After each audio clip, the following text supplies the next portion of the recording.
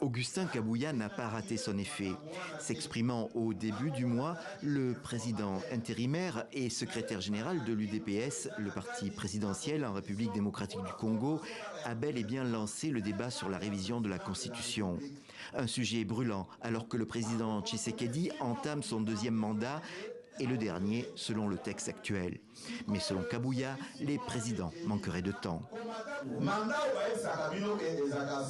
Le mandat du président, c'est plutôt 4 ans, car la 5e année est une année électorale, au cours de laquelle tout le monde s'active, à gauche, à droite, dans les préparatifs des élections. Est-ce qu'une telle constitution, on doit la conserver dans ces conditions-là ? Évidemment, beaucoup d'observateurs ont vu là les préparatifs d'une révision afin de permettre à Félix Tshisekedi de rester au pouvoir. Devant l'émotion, un autre haut responsable UDPS s'est exprimé. Pour Jean-Claude Tshilumbayi, le premier vice-président de l'Assemblée nationale, Augustin Kabouya a exprimé son opinion et il en a le droit. Mais ce n'est pas une position prise par l'UDPS. L'opposition n'est pas convaincue, comme Ferdinand Kabéré. Il appartient au parti PPRD, le parti de l'ex-président Joseph Kabila. Ce dernier avait dû renoncer à briguer un troisième mandat. L'UDPS fait semblant comme s'il n'y a pas de guerre, comme si le pays n'est pas occupé, comme si le peuple est content de ce qu'ils sont en train de faire. La crise est partout. Ils parlent du peuple, mais ils parlent de quel peuple? De ce même peuple qui a été trompé par des élections chaotiques, qui cessent de distraire les gens. En tout cas, le peuple ne permettra à personne de réaliser une quelconque révision pour qu'il reste au pouvoir.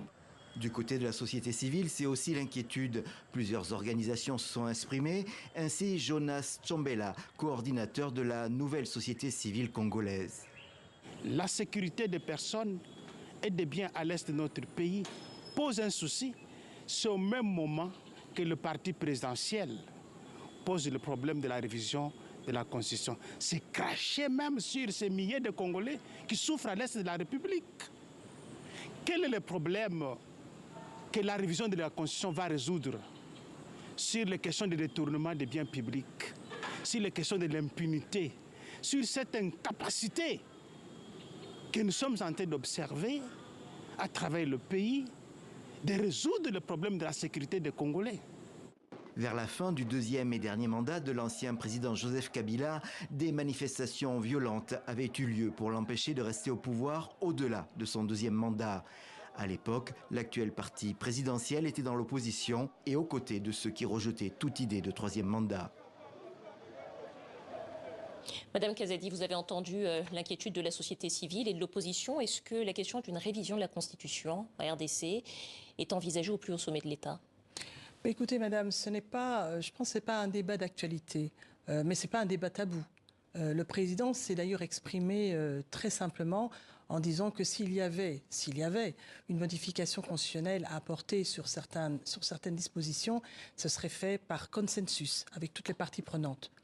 Aujourd'hui, la priorité, l'urgence du président de la République et du gouvernement congolais, c'est d'appliquer et de rendre exécutoires les engagements qu'il a pris pour son deuxième mandat. Ces 6 engagements, notamment et principalement augmenter le pouvoir d'achat, ce qui est important de chaque citoyen congolais, et également la sécurisation du territoire et des personnes. Donc la question n'est pas d'actualité, c'est ce que je retiens, mais ce n'est pas tabou, ce qui signifie donc que tout est ouvert, tout est possible. Bestine Kazadi, ministre déléguée de la francophonie en RDC. Merci à vous. Merci madame.